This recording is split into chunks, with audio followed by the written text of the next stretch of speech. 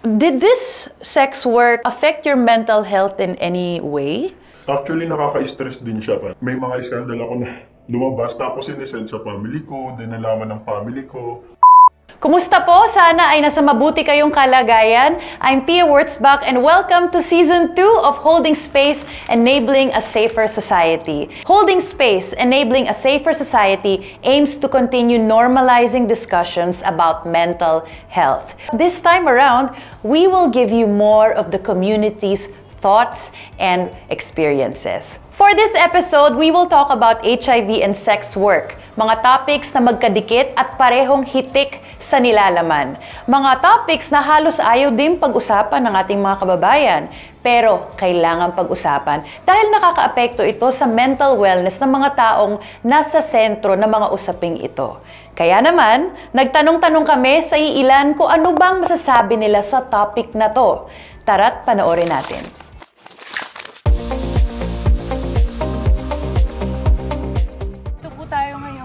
Mag-iikot-ikot tayo para mag-interview ng mga kababayan natin dito sa Pasig City. Ang pinaka-effective na paraan para malaman natin ang boses ng bayan ay tanungin natin sila mismo. Diba? So, let's go. Hi! Hello! Hello, kumusta? Hi po! Makikipagsigahan na ako sa inyo dito. Hello, kumusta?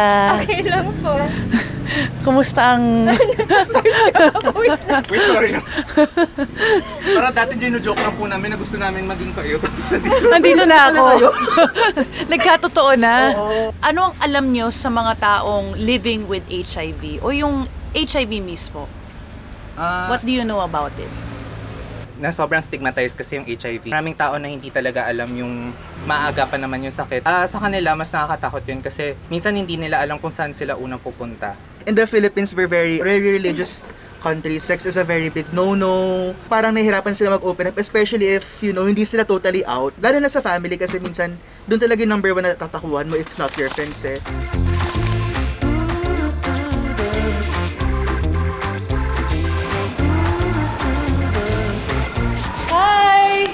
Hello, kumusta? Okay lang po. Okay, straight to the point na tayo. Meron akong question sa'yo. Walang mali or tamang sagot. Yes po. Simple lang. Ano yung nalalaman mo tungkol sa HIV? Usually, they would go away, di ba? Parang, ay, may HIV ka pala. Ay, di ba? Ayoko nalapit sa'yo, baka may infect ako. Especially, hindi naman lahat ng tao aware na yung HIV hindi pala napapasa like with ganito lang. Yeah, like, with ganito, skin to skin or airborne. Airborne, so na-isolate sila. Ngayon naman, para himayin natin ang mga ito, meron tayong dalawang guests na sumasalamin sa mga topics na to. But before introducing them, let me give you some situationer about HIV and sex work in the country. So, in the Philippines, HIV infection is still increasing despite its decreasing state globally. According to the Department of Health data, we were 1,472 confirmed HIV cases noong June 2022 alone. And primary mode of transmission is sexual contact. That's why people who perform sex work are at risk for contracting HIV. Other key populations are men having sex with men, transgender women, people who inject or use drugs, and the youth. May iba pang mga issues ang nakapaloob sa usaping HIV at sex work. Social stigma and discrimination, misconception and misinformation, and the lack of legal protection and remedies and proactive government programs make it even harder for people under these circumstances to cope with their experiences and eventually affects their mental wellness. Kaya, maswerte tayo sa ating dalawang guest ngayon para i-share ang kanilang experiences tungkol sa HIV at sex work. Hi, I'm Zoe Black. So, let's jump right into the questions. Zoe, as a person living with HIV, ano yung naging experiences mo at kumusta yung journey mo so far? Hard doesn't even begin to describe my experience. It was excruciating and overall it turned my life around. I refused to take my medications, my ARV. Kaya nagkaroon ng complications. After 4 years, I am proud to say that I am now undetectable. You can bounce back from the bad things that happen in your lives. Happy ngayon, so far yung journey, and hopefully, maintain natin yung undetectable status. Kaya importante talaga na huwag kang bibitiw. But then just having to trust in the process of your treatment. Ikaw naman, tanong ko sa iyo, paano ka nakapasok sa industriya ng sex work? Actually, matagal na akong nasa nag-start yung sex work ko at saka nag-boom siya na hindi ko na-expect nung pandemic. Kumbaga, naging parang video call na lang. Doon nag-start yung pagiging sex worker ko kasi tumatawag sila through video call kahit sa platform basta nakikita ka sa camera. Tapos parang ako rin hindi ko rin siya ina-expect kasi sabi ko talaga pwede pala gawin to. Then yun, kinarir ko na siya, then nag-post na ako ng mga private parts para mas lumaki yung income. Pero syempre, doing it safely, ano? Yes, safe naman po. Nako, importante na ma-highlight natin yon na kahit na nagsisex work ka, but you protect yourself by taking PrEP, but also using condoms para maalagaan mo yung sarili mo. So, para sa inyong dalawa, how do you deal with your situation? Pagdating naman sa mental health, simulan natin sa'yo. Kumusta? Kumusta ka na ngayon at kumusta yung naging mental health journey mo in the past few years? At first, I didn't really dealt with it. Parang nag-escape ako. Parang I tried to distract myself by doing other things. Work ng college. Tapos lagi ako wala sa bahay. I surrounded myself with my friends para lagi ako iniisip. Lagi ko na lang pinapagod yung sarili ko sa umaga para pag sa gabi, pagod na ako, matutulog na lang ako. Na to the point na hindi na ako nagfa-function din sa umaga. And so, I made the decision then to get myself checked. So, nung na-realize ko na I needed help, I sought help. Binigyan naman ako ng meds, and then after a few sessions, I was diagnosed with major depressive disorder.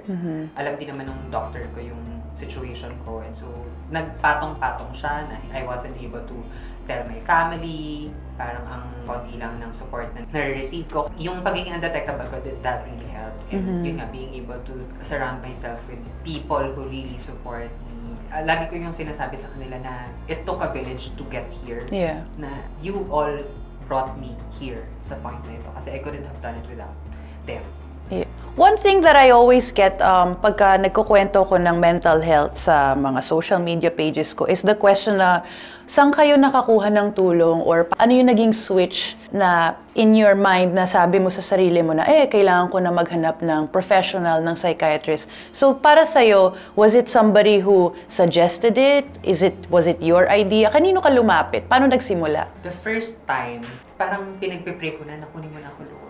Parang hindi ko na kaya, ang bigat-bigat na. And then I got a phone call actually from Love Yourself, from one of the nurses, si Nurse Mac.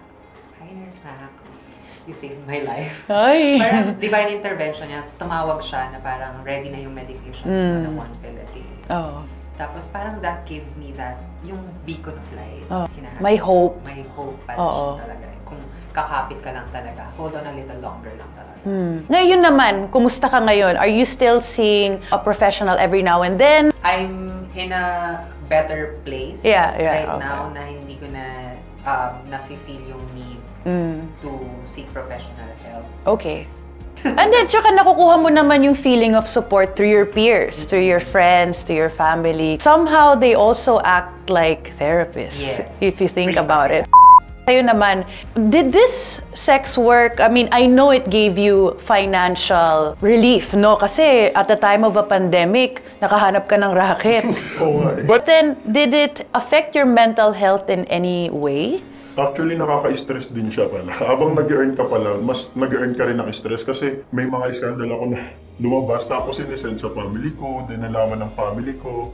Tapos yung mga classmate ko, nag-PPM sa akin, yung mga katrabaho ko dati, ano daw nangyayari sa akin. So, kumbaga parang nahihiya din ako. Pero yung kahiyan kasing yun, parang nandito na ako na yung mga pare ko, parang binubuo ko na dahil sa sex work nga. Nung stress na palitan, nung kinukomfort na ako ng mama ko, ng family ko na, ba't ko daw ginagawa yan? Sabi ko, ginagawa ko lang naman to para sa inyo, para sa ano. Kasi lumaki po ako sa walang-wala as in talaga. Yung kulang sa pagkain, kulang sa mga gamit na material na gusto. Tapos nung na-earn ko na yung mga kinikita ko sa sex work, nagbumukas sa kamalayan ng mga magulang ko, tsaka ng mga kapatid ko na hindi ko to ginagawa para sa kasiyahan ko lang, para sa sarili ko. Ginagawa ko to para may purpose para sa kanila. Hindi ko siya kinakahiya kasi lahat ng ginagawa ko, may napupuntahan. Naging honest ka naman din kasi sa intention mo kung bakit mo siya sinimulan, kung bakit mo siya ginawa. Tsaka naging honest ka rin sa family mo. Question lang, no? Kasi, syempre, financially, talagang rewarding yung pagiging sex worker. Meron bang katapusan to?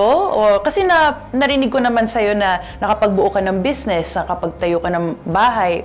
Is this a stepping stone towards a more sustainable source of income? Actually, oo, mayroon din tong katapusan kasi hindi naman habang buhay ganito yung itsura natin, hindi naman habang buhay ganito ako kalakas, hindi naman habang buhay ganito ako kabenta. Kaya lahat ng ine-earn ko, nag-iipon ako, tapos nag-open ako ng mga business. If ever mawala man ako sa ganitong larangan, alam kong safe na ako, safe na yung family ko, secure na sila. So, kayo naman ang tatanungin ko. Ano naman ang masasabi mo sa mga tao na hanggang ngayon ay patuloy pa rin nagdi-discriminate or who look down on people who are living with HIV? I'm gonna say, let's do this. If there is one person out there that I could inspire by owning my truth, by sharing my story, then my decision to come out as a trans woman living with HIV will be worth it. Ganda nung sinabi mo. Sobra. This is why we do this. This is why you share your story, because it only takes that one person to see you, see themselves in you, and change their minds about themselves, have that confidence, and yun na, nagawa mo na yung trabaho mo, di ba? Sa'yo naman, mayroong mga manunood ngayon na might not agree with the kind of career that you've chosen. But what can you say about people who look down on that? Actually, lagi ko siya na-encounter kasi di ba nga po nagbablog ako, tapos sumasali ko ng iba't ibang contest. As long as hindi ko sila napeperwisyo, wala akong ginagawang masama sa inyo. Ayun, nadi-discriminate pa rin ako pero pumapasok lang sa kabilang tenga, din lalabas sa kabilang tenga. Kasi kahit ano pa man yung sabihin nila, wala na, hindi na mababago yun. Ito na ako, ito na yung pinili ko. Yun yung pinaka tumatak sa akin sa lahat ng sinabi mo. Yung wala ka namang ibang tao na sinasaktan dito sa ginagawa mo. Di ka naman nananakit ng iba. Consenting naman ng lahat ng tao na involved. Pinoprotektahan mo naman yung sarili mo. Physically, mentally, pati yung partner mo, pinoprotektahan mo rin. Actually, lahat ng nakapaligid sa'yo kasi alam naman nila at open ka naman. So, in this case, you're not hurting anyone. Last question ko naman is, ano naman yung hope nyo for our society when it comes to HIV and sex work?